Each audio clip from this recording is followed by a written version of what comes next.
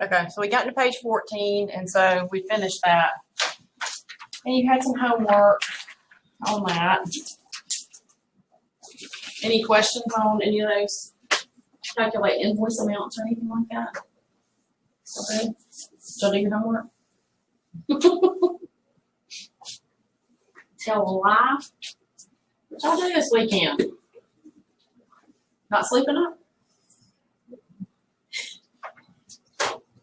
I didn't either. I love to sleep late, and I didn't sleep late any this weekend. I'm tired. By that, I mean like 8 o'clock. Just a little late. Okay, so the next thing we're going to do is kind of look at some transactions, and we're going to look at it. It's one transaction, but we're going to look at it from the seller side and the buyer side, just so you can kind of see, kind of put everything together. All right, so in this example on page 15, we've got Haven's Company. They sold merchandise to Seltzer on account, $86,000. The shipping terms are FOB shipping point, which means what? Who's responsible for the freight? The buyer. So then the credit terms are 110 and 30. And there should be a little thing there. The cost of merchandise sold, $51,600. Havens, who is the seller, paid the freight for them, but it was included on the invoice. I just said which was included.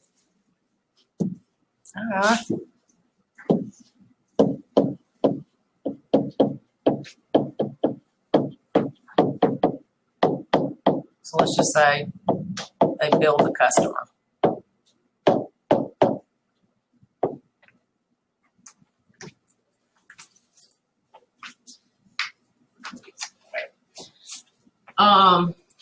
Okay.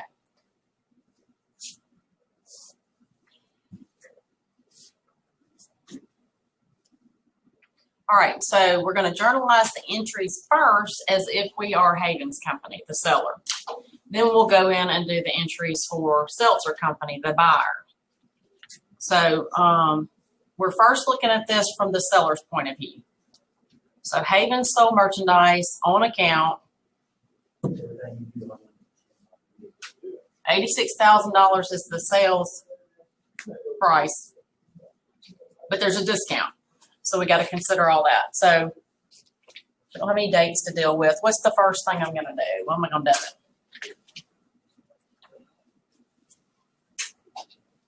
It's a sale on account. So what would I debit? Accounts receivable. How much will I debit that for?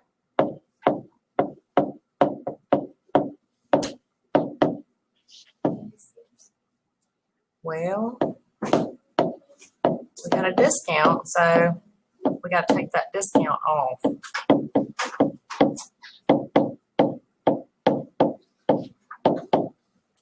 So 86,000 less 1%.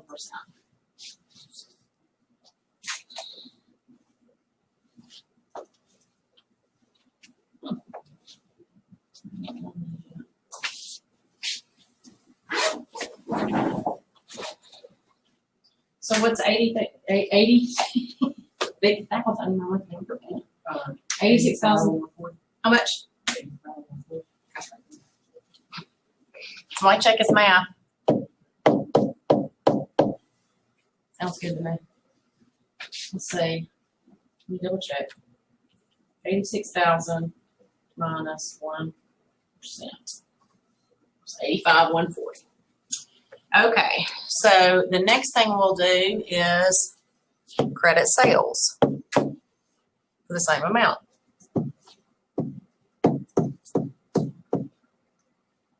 Good so far? And we got to do that cost of merchandise sold part because this is a sales entry. They're going to have 4 parts. Cost of merchandise sold. And it's 51,600.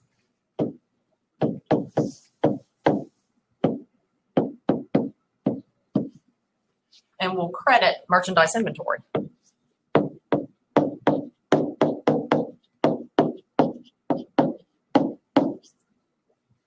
Okay.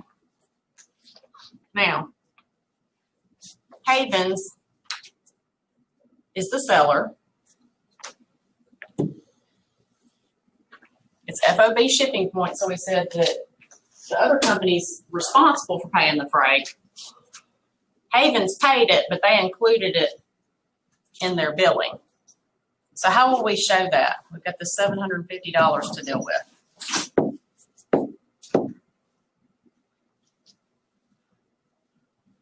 What will we debit to show that we're including it in what they owe us? We would if it was FOB destination. And in that case, the seller would have to pay it. No, you know. But this time they're paying it, but they're paying it as a courtesy for the buyer. Kind of like when you order something online and you have to pay shipping. You're going to pay whatever company you're ordering from for the shipping. You're not paying the shipping company. So it's kind of like a courtesy. I mean, I've never really thought of paying shipping costs as a courtesy. But really it is. I mean, they're paying for it for you and you're just reimbursing them for it. So because it's FOB shipping point, the buyer is going to have the cost at some point. But they're reimbursing the seller because they're paying it for them. So we're going to include it on their bill. We're going to debit accounts receivable.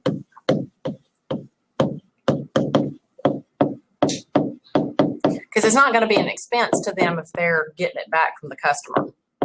We're going to credit cash because they paid the freight. So we're assuming, you know, that they paid the freight after the freight bill after the original transaction took place. Y'all good with that? Sort of. We'll review before your test. I'll give y'all some review problems so you can kind of get back acclimated with it. All right, so now we're on the seller side.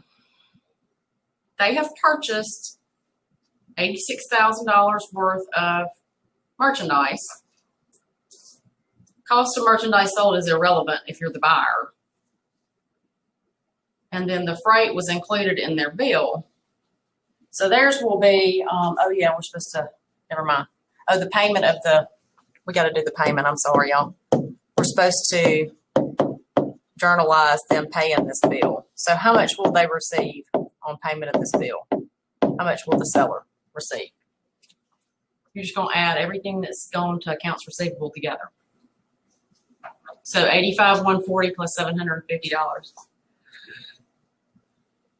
So it's that's what it looks like to me. Is it $890? Okay. I'm trying to add something here. That's not right.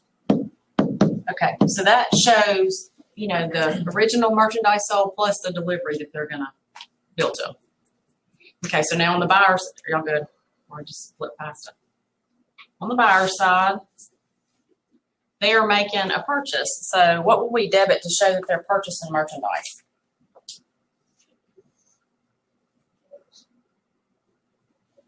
They're purchasing it. They're not paying for it yet. This is the buyer. If we're the buyer and we're buying merchandise, where would you put merchandise?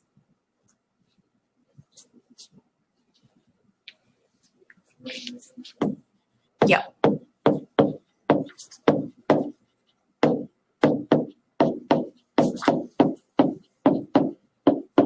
How much we gonna put in there? You can look at the other half of the problem you just did and find the answer.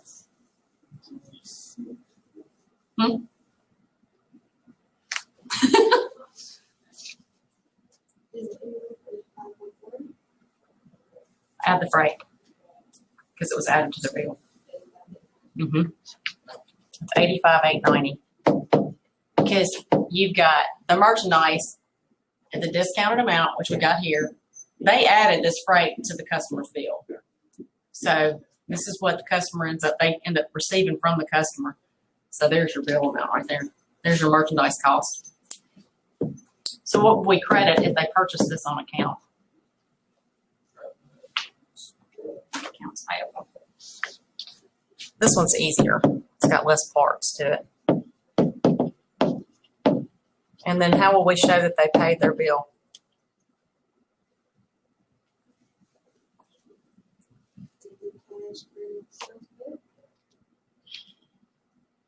Got backwards. Yeah, you got the right accounts, you just got it backwards. Well, debit accounts payable, credit cash for the full amount. Does this cooler weather make y'all sleepy? It's making me sleepy, and that's not normal. Usually it makes me more alert.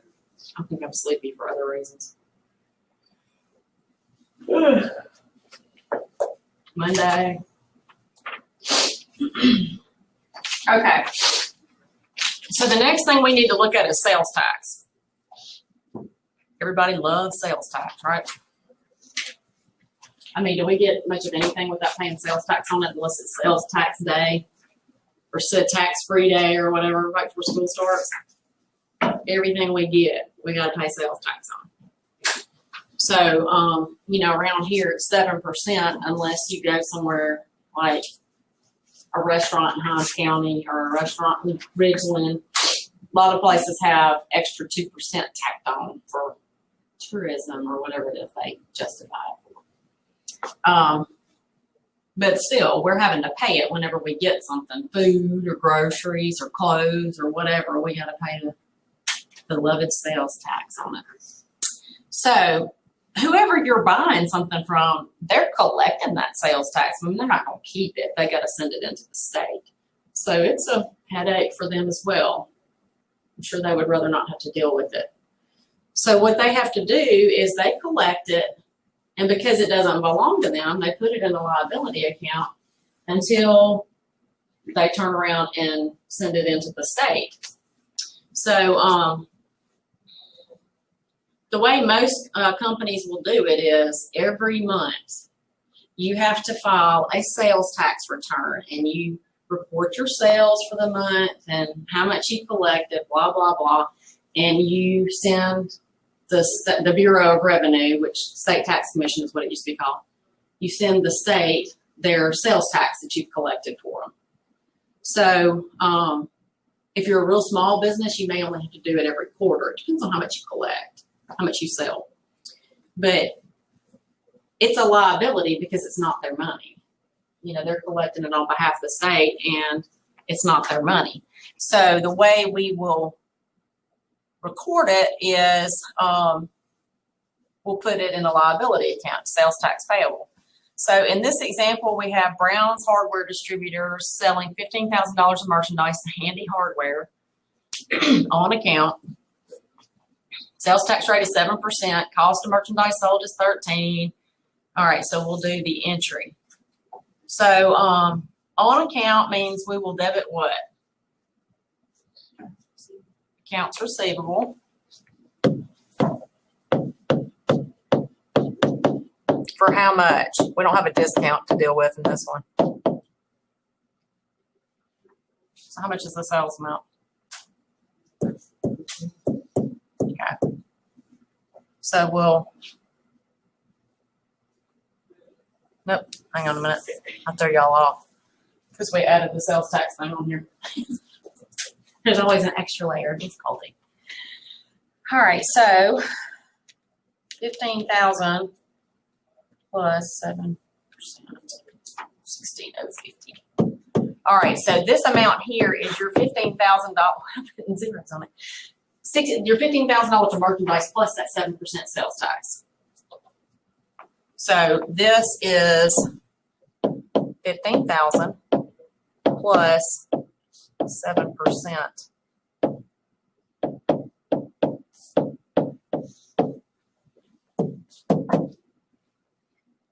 It's going into accounts receivable because even though the sales are only 15, we are legally obligated because we are in business in this state to collect the sales tax. So it'll go on accounts receivable because we got to collect it. So what would our sales amount be? We're not going to show sales tax as sales. It's not sales. So how much would our sales be?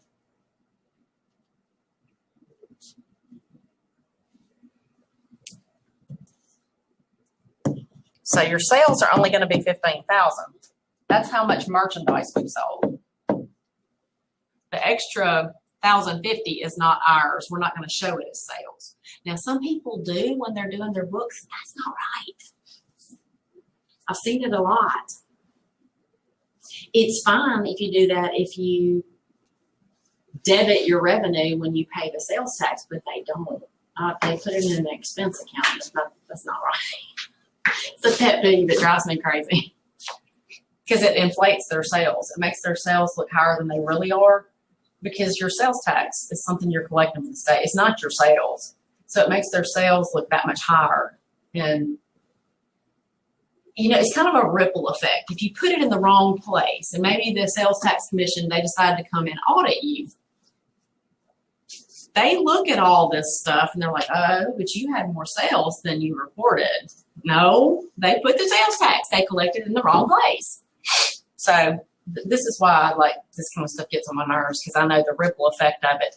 If you record it right, then you avoid a lot of issues later on. So their sales are literally only what they sold in merchandise. The accounts receivable showing that sales tax because they do have to collect it. Now, how much is my cost of merchandise sold?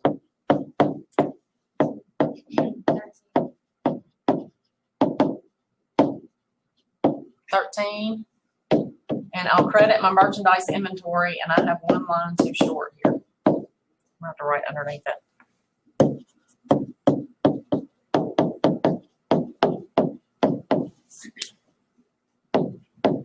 Because if you look at this thing, we're not in balance.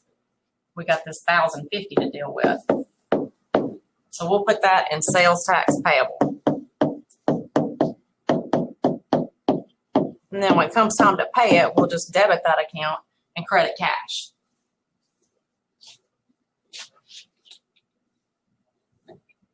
You gotta love the government. All the extra work they give us to do.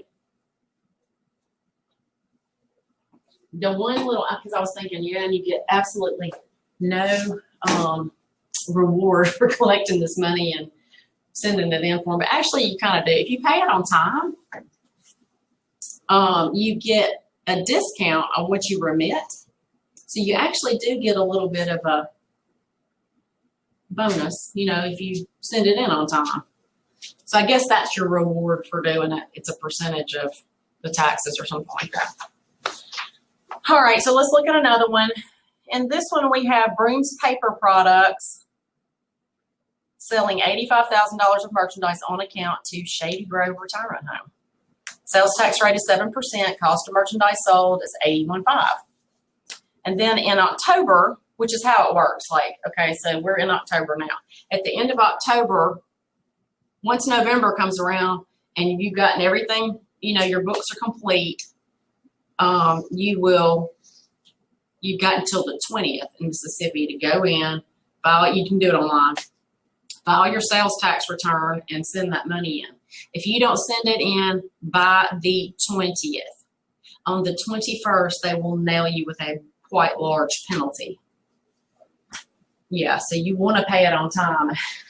It's something else. I'm telling you, it's hard to like bite your tongue with some of this stuff.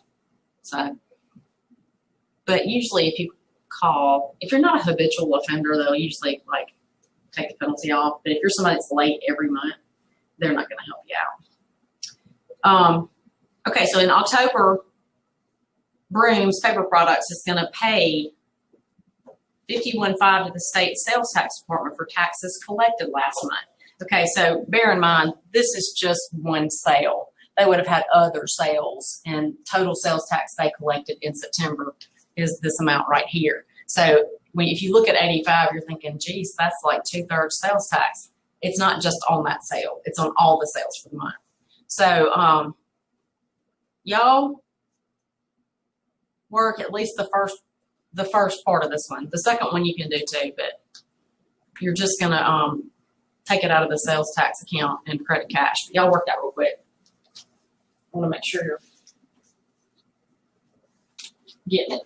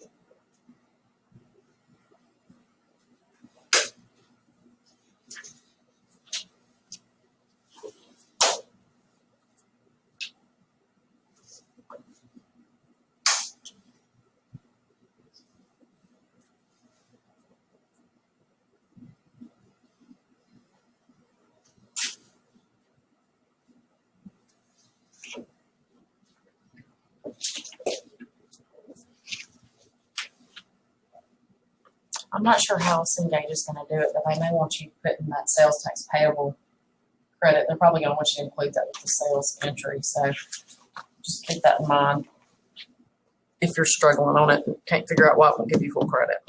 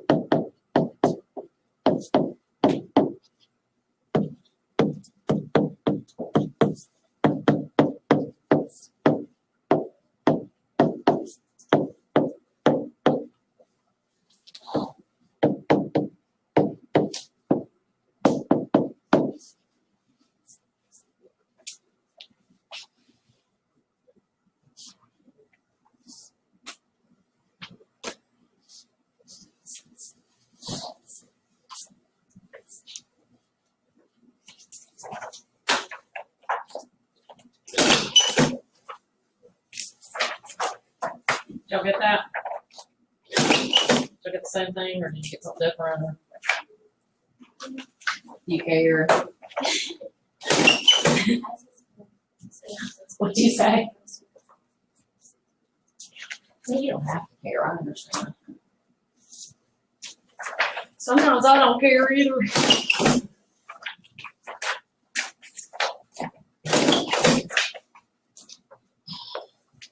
I'm going ahead and giving you your reading guide for the next chapter because we're about there, and y'all won't, obviously you won't be here Wednesday to get it, so I'm giving you that now.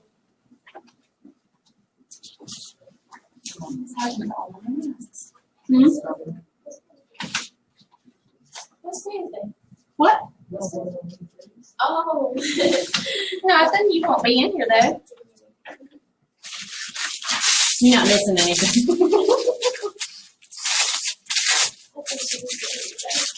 No, you won't be in here, and I don't want you to have to print it. I'm trying to get ahead of the game and give it to you so you don't have to deal with printing it out.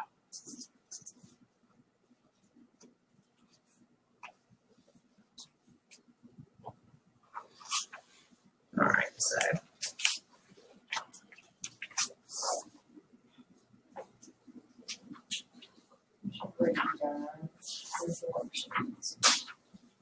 we're not going to do it today, but we will on Wednesday. Makes it a lot easier to work through this videos and stuff. Hey, notice it's not quite as many pages.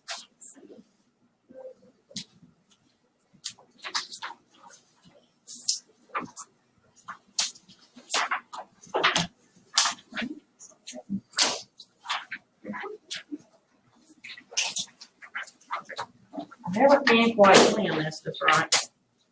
Okay, y'all get this, okay? Make sense to you?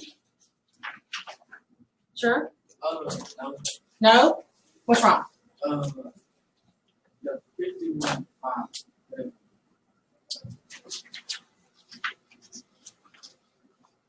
There we go, right here. Yeah, that's no problem. All right, so let's look at the next thing. These are just kind of little small pieces that we're wrapping up with.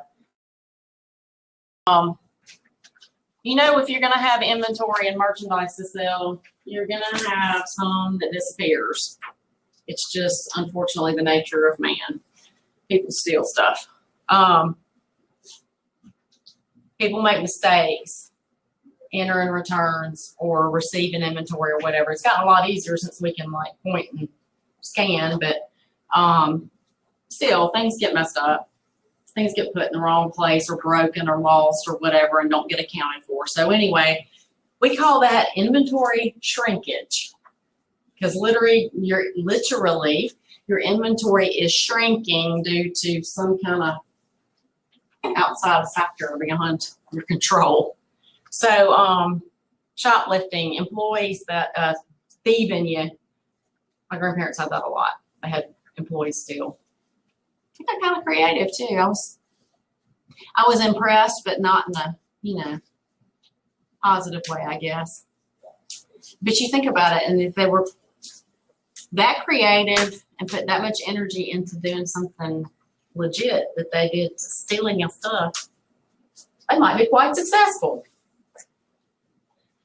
Anyway, you can't totally get rid of it. Human nature, you're always going to have people that steal. You're always going to have mistakes being made. It's just part of doing business. It's unfortunately a normal cost of operating a business. So how we figure out the shrinkage amount is by comparing the count. Like, you know, how every so often what businesses are going to do inventory. Most companies, I mean, if it's a small company, like a gift shop or something, they may actually close for inventory. Walmart's not going to close for inventory. But, you know, I'm sure you've seen stores with a sign on the door, closed for inventory until Monday or, you know, whatever. Because they have to go in there and count, see what they actually have, and compare it to the records, and then any adjustments that have to be made. They make those so they get everything trued back up, and then they open back up and carry on. Even with the perpetual system where it's constantly being updated, you still got to do a count and compare it because things disappear. So I'm thinking, I'm not really sure how Walmart does theirs. I'm thinking they spot check it. Like maybe they do, or do it in zones. Like they'll have somebody assigned to it because they probably have such an elaborate system for inventory that they can just, you know, check it periodically and update it constantly, you know. They would have to because they have such a demand and such turnover in products. I don't know. I would love to know how they do it. I don't want to do it, but I would be interested to see how they did it. Huh? You work there, don't you? Yeah. So do they just, I mean, y'all never can close and just count. So we actually can't close at 10. Oh, that's right. So, you know, But do y'all count during that time? Or does somebody is somebody responsible for that and they like kind of do it in zones? We either get an associate to do it, or a partner to do it, or somebody else from like the whole store. So they just kind of do it in compartments or something like that? Yeah. So anything that's missing, like anything they have to adjust because there's not as many there as it says, that's shrinkage, which is a funny word to me, but it's actually shrinking. So, you compare that count that you're doing to what's in the system. That's how you figure out how much.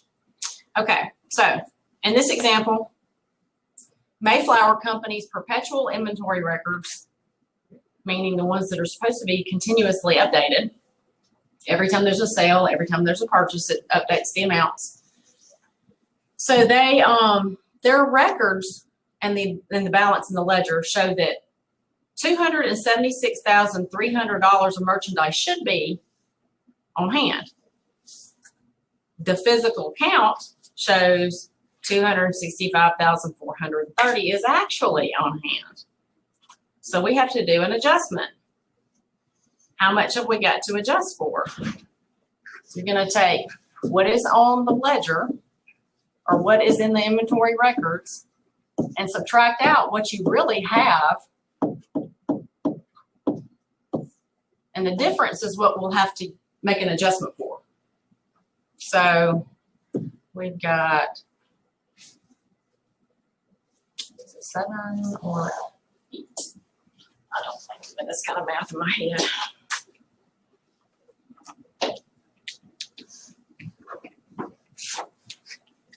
Okay, so it's 10,870.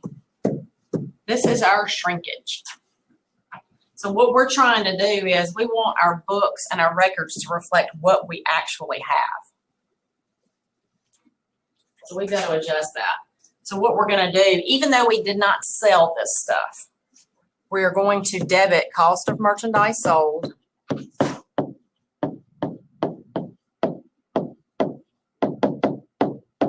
and credit merchandise inventory.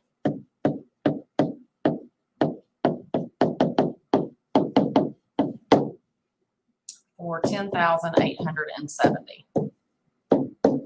Now, if it was some treacherously large amount, then we might set up a specific account that says loss due to shrinkage. Because if it's some gigantic amount that's really going to throw your numbers off, you kind of need to separate it so that it stands out and explains, you know, we had an issue, you know. You don't want your gross profit being distorted in a large way because you had a huge theft. So typically you're going to do it like this. If it's an unusually large amount, you will set up a different account that says loss due to shrinkage or something like that, loss from inventory shrinkage. But this is the normal way you would do it. Yeah, we had hundreds of thousands of dollars of shrinkage. We did inventory twice a year, and it just depends on, I don't know. They'd get real sneaky about it and could steal a lot before we figured out what was going on. Okay, so this is a you work this one. So just take a stab at it real quick. These are relatively easy. You just have to remember what accounts to put it in and what numbers to record.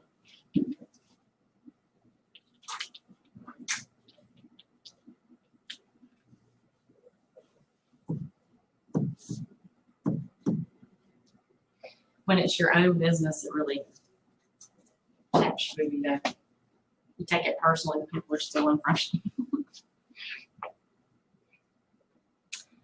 But it's always going to be that way, unfortunately. Unless we adopt some kind of legal system like the Mideastern countries, if they catch you stealing, they chop off a hand. They're pretty brutal about it. But you know what? They don't have a lot of stealing going on. Just saying. But our country just does, that we don't operate like that. It's effective. It's just kind of brutal. I bet you that people got hot shoplifting and lost a finger or something, though. They think twice before they did it again. Problem is if you get caught doing something or they think they've caught you and you're really not guilty and they chop off your hand. You know what I'm saying? So it's kind of not a good thing. It's not a good way to deal with it. Cost of merchandise sold and merchandise inventory.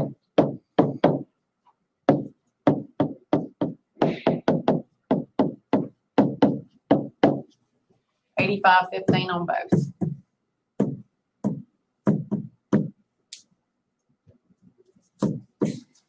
Not too bad. Okay. Anything on these things? Do we have a blank page?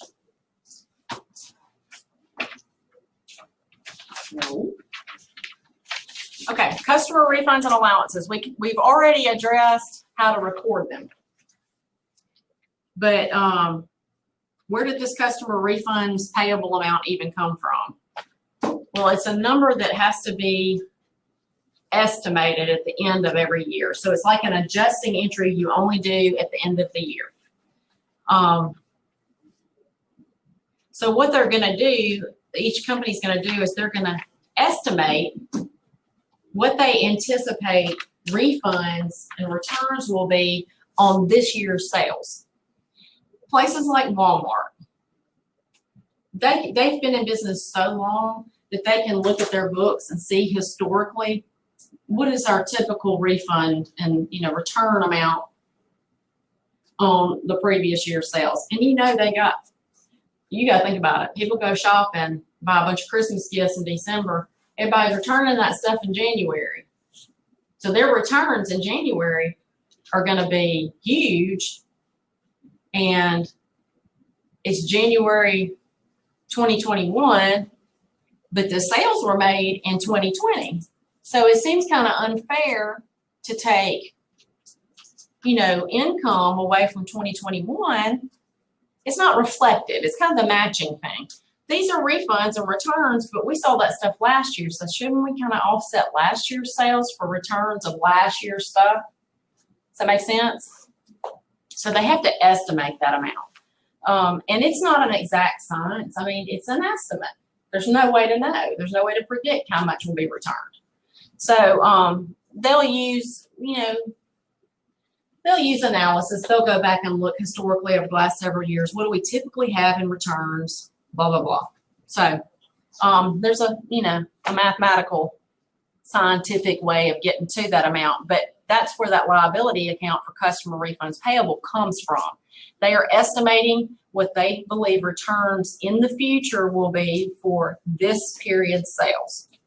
So number 12, example 12, assume the following data for Diamond Inc. before its year-end adjustment. So they're getting ready to make year-end adjustments, and one of them will be this customer refunds payable amount.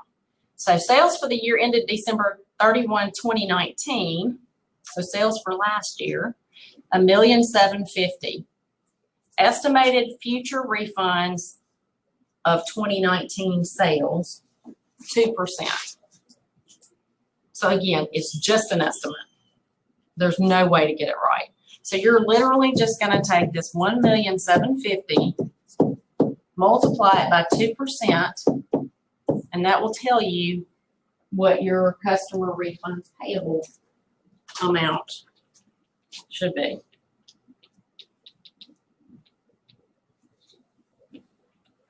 So they're saying that they anticipate that $35,000 of this 2019 sales will come back as returns. So we will debit our sales. We're going to reduce our sales amount because if they actually return this stuff, we'd have to offset our sales because they brought it back. So we'd be reducing. We wouldn't have that much money in sales anymore because they've returned some of this stuff. And the credit will be customer refunds payable.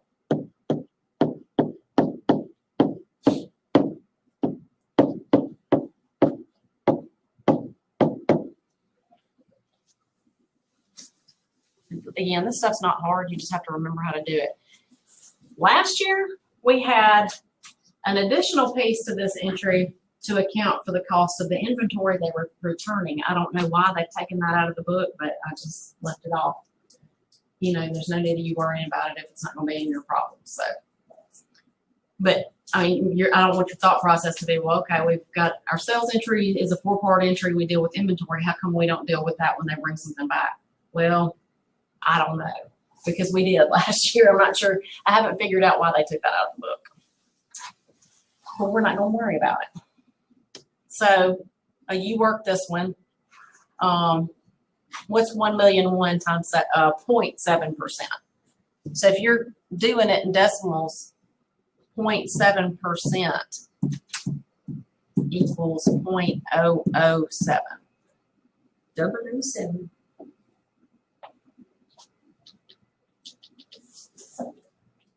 Make sure you look at that stuff really closely so you're not calculating the wrong amount. 0.7. So how much is that?